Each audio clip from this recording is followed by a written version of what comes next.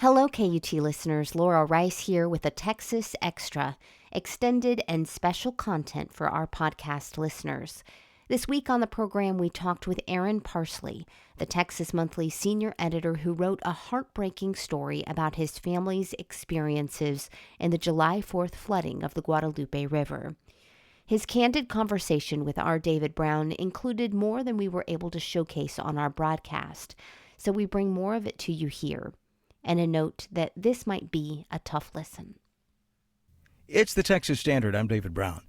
It's long been considered a core principle of American journalism that the news is not about reporters' feelings or reactions to the news. It's about the audience, helping them understand what happened, why it matters, what's verifiably true. But there are times when a story is so big that a reporter finds herself or himself at the heart of it, and that first-hand perspective becomes the best, if not the only, way to convey more than just the facts of what happened, but the human reality of living through it. That's where Texas Monthly senior editor Aaron Parsley found himself on the morning of July 4th and in the days and weeks that followed, living through it and writing about it. His harrowing and deeply moving first-person account of last summer's Central Texas floods, "The River House Broke, We Rushed in the River," was published in the August 2025 issue of Texas Monthly.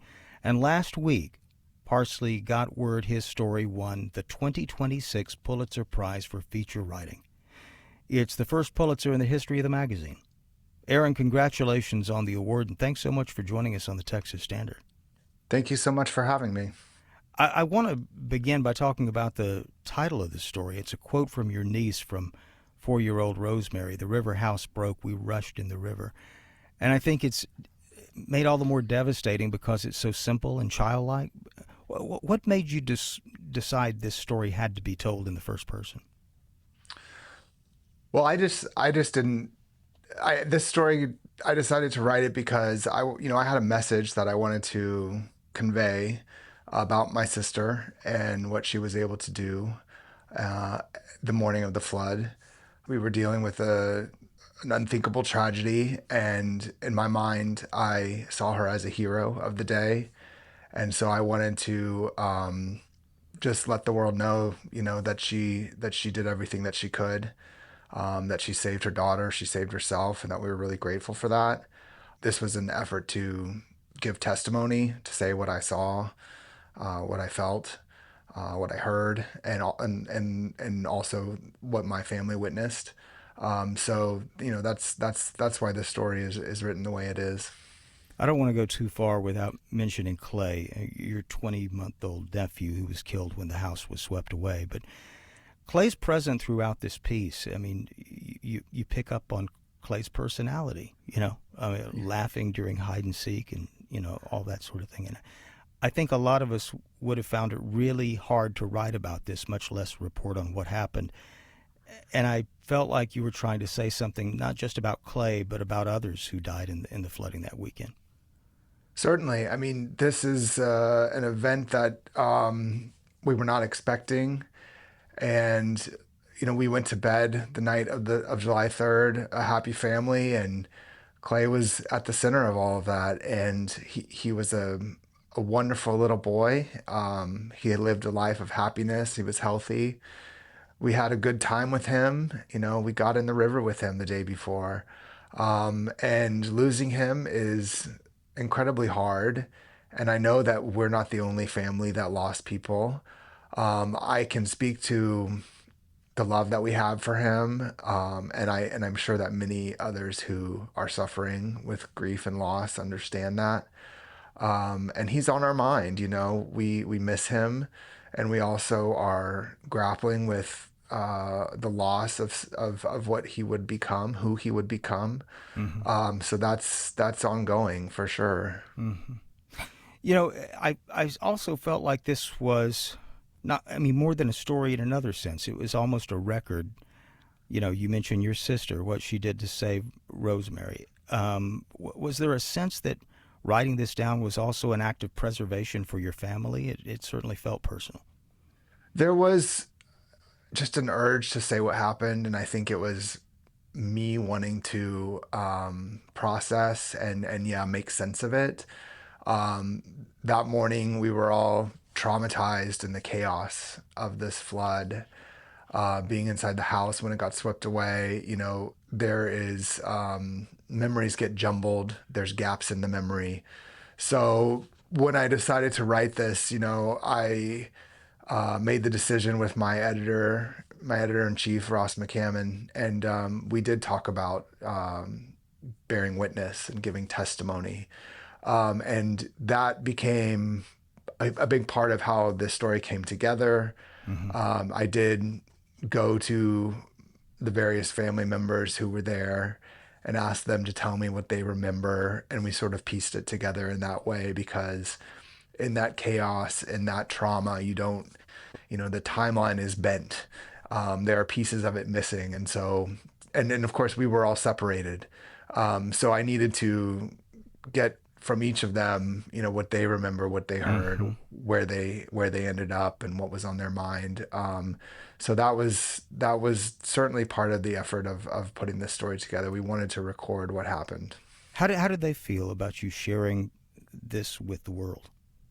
I think my family is really supportive of me and of my career in journalism. They are longtime Texas Monthly readers, and I think there's a lot of trust there. I think they were a little bit confused about why I wanted to write something so quickly. We were on deadline at the magazine, so everything had to happen pretty immediately. Hmm. I wrote the story in a couple of days, a couple of early mornings actually.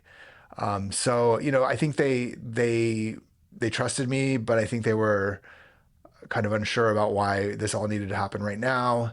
But when the story published online, which was less than a week after the flood, I think they knew immediately why I wanted to do it.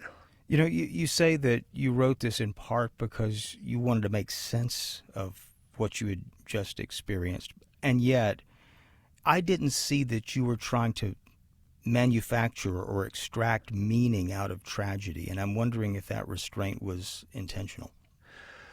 Well, when I say that I wanted to process what happened, I think it was just again like sort of putting together a timeline. And when you are involved in something like this flood, all of the sensations, all the fears, all the thoughts that run through your mind, all the Yeah. sadness, all the relief, it's just a confusing, disorienting state of mind. And I think for me as a writer, it helps to just put words down on paper and get real precise about what you saw, what you felt like, what you remember. Yeah. So that was the matter at hand, in the story that I wrote last year. Well, one of the thoughts that came to mind at one point, you write that you considered the possibility of death. And I'm wondering if you understand that moment any differently now than you did when you were, living it or writing it out.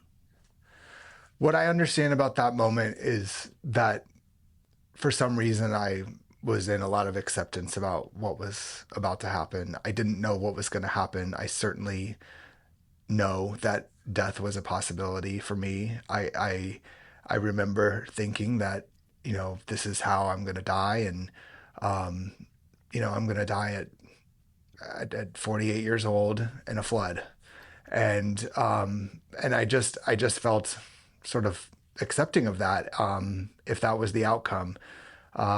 So do I feel different about it now? I don't necessarily feel different about it now. I still think it could have gone either way. I don't think that there's anything that I did that others who lost their lives didn't do. I think it was absolutely a roll of the dice. I'm grateful to be here. I'm grateful for my family members who survived. But yeah, it was a turning point in my life, I think. And I've spent the last year, almost nearly a year, uh, remembering that, what it felt like, trying to understand it. And I think that's just an ongoing process. Well, having lived through all of this, how did it feel to hear that you had won a Pulitzer Prize for your reporting on what happened? It was a shock. I was really proud and grateful. But of course, it's mixed feelings. It really matters to me how my family feels about all of this attention. But I'm grateful for the opportunity to tell my story.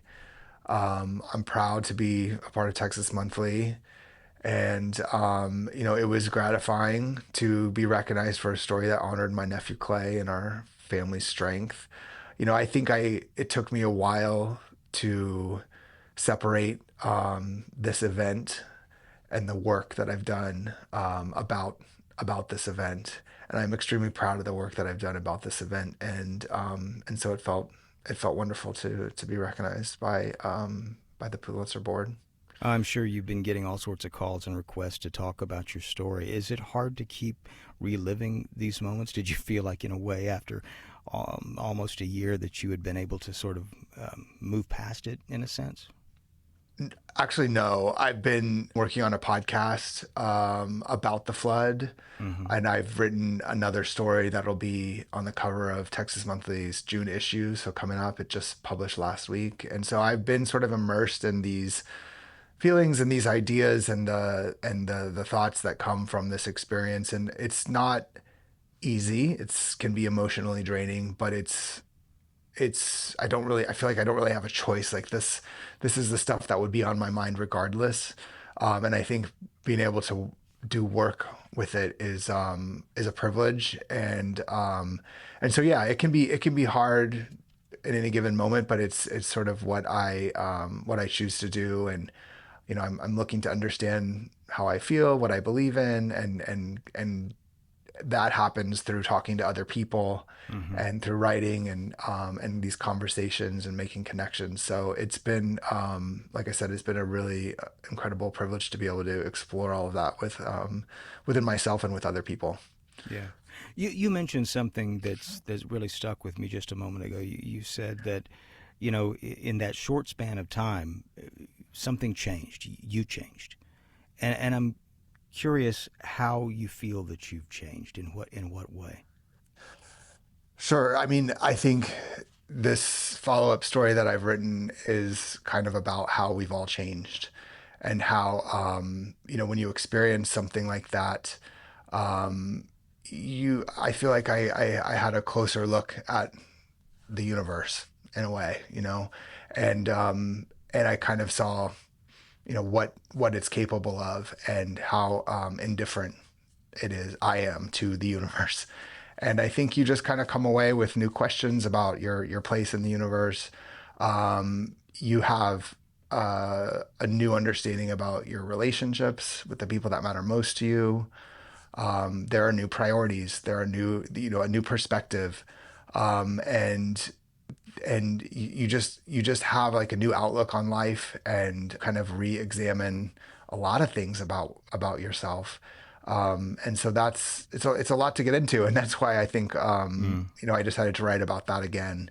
What has changed and how our lives are all altered by this event. So many Texans have a relationship with the Guadalupe River, and I'm wondering, after all that's happened, what does that river mean to you now? Well, that river is where my nephew died, first and foremost. I mean, it's a beautiful part of the state of Texas. It's a place that holds a lot of wonderful memories. It's a place of beauty. It's a place where my family and other families gather for joy and happiness. It means something for many people's childhoods, and I don't think that that's changed. But it is now a place of sadness. And a place where I feel a deep reverence for the folks that died out there. And it's complicated now. I've been back a few times, and the community, the people that I've met since the flood, I feel a lot of love from them, and I appreciate them. And but it is not the same that it was before. Aaron Parsley is the Pulitzer Prize-winning writer and senior editor at Texas Monthly, whose story, "The River House Broke, We Rushed in the River," just received extraordinary acknowledgement from the Pulitzer Prize Committee. We're going to have a link to his award-winning account of the floods at our own website, texasstandard.org, as well as an extended version of our conversation. And Aaron mentioned the news story, the newest story, and we encourage you to check that out. The title, "The Guadalupe Swept Us Away. This is the Story of All That Came After." And we should mention the upcoming podcast called Where the River Took Us. It's out on May 26th, but you can stream a trailer right now on Spotify or Apple Podcasts. Aaron, thanks again for joining us. And again, congratulations. Thank you so much.